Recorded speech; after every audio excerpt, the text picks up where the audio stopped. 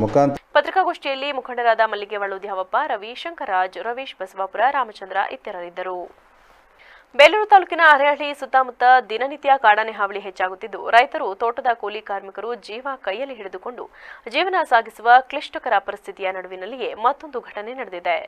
ಕೆಲ ದಿನಗಳ ಹಿಂದೆ ಆಟೋ ಮೇಲೆ ದಾಳಿ ನಡೆಸಿದಂತೆ ಇಂದು ಬೆಳಗ್ಗೆ ಸುಮಾರು 7ರ ಸಮಯದಲ್ಲಿ ಪಟ್ಟಣದ ರೋಟರಿ ಶಾಲೆಯಲ್ಲಿ ವಾಚ್ಮ್ಯಾನ್ ಆಗಿ ಕಾರ್ಯನಿರ್ವಹಿಸುತ್ತಿದ್ದ ಸುಮಾರು 55 ವರ್ಷದ ಡೆಸಿನ್ ಡಿಸೋಜಾ ಎಂಬುವವರು ಕಾರ್ಯನಿಮಿತ್ತ ಮಲಸಾವರಕ್ಕೆ ತನ್ನ ಸ್ಕೂಟರ್ನಲ್ಲಿ ತೆರಳುತ್ತಿದ್ದ ವೇಳೆ ಕಲ್ಲಂಗಡಿ ತಿರುವಿನಲ್ಲಿ 2 ಕಾಡಾನೆಗಳು ಕಾಣಿಸಿಕೊಂಡಿದ್ದು, ಇದನ್ನು ಕಂಡು ತಕ್ಷಣ ಬೈಕನ್ನು ತಿರುಗಿಸುವ ವೇಳೆ ಒಂಟಿ ಕಾಡಾನೆಯೊಂದು ಬೈಕನ್ನು ಎಳೆದಾಡಿ ತನ್ನ ಸೊಂಡಿಲಿನಿಂದ ಅವರ ಮೇಲೆ ತಿವಿದು ಅಲ್ಲಿಂದ ಕಾಲ್ಕಿತ್ತಿದೆ.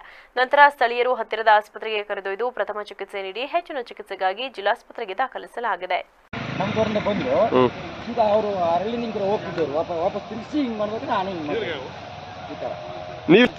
ನಾನು ಇಲ್ಲಿ ಕೆಲಸ ಮಾಡಿಸ್ತಾ ಇದ್ದೀನಿ, ಬೆಳಿಗ್ಗೆನೆ ಮುಂದುವರಿಸ್ತಾ ಇದ್ದೆ. ಅವಾಗ ಎಷ್ಟೇ ಎರಡು ಯಾವ ಕಡೆ ಹೋಗಿದೆ ಈಗ ಹಿಂಗೆ ಹೋಗ್ತಿ ಈ ಕಡೆಗೆ ಅವ್ರಿಗೆ ಪೆಟ್ಟಾಗಿದೆಯಾ? ಪೆಟ್ಟಾಗಿದೆ, ಕೈ ಪ್ಯಾಚರ್ ಆಗಿದೆ ಅವ್ರಿಗೆ. ಎಲ್ಲಿದ್ದಾರೆ ಅವ್ರಿಗೆ? ಲಾಸ್ ಅಂತ ಈಗ ಆನೆ ಈ ಕಡೆ ಟಾಟಾ ಕೆಳಗೆ ಹೋಯ್ದಲ್ಲ, ಆನೆಗೆ ಫುಲ್ಲು ಕೆಳಗೆ ಹೋಗಿ.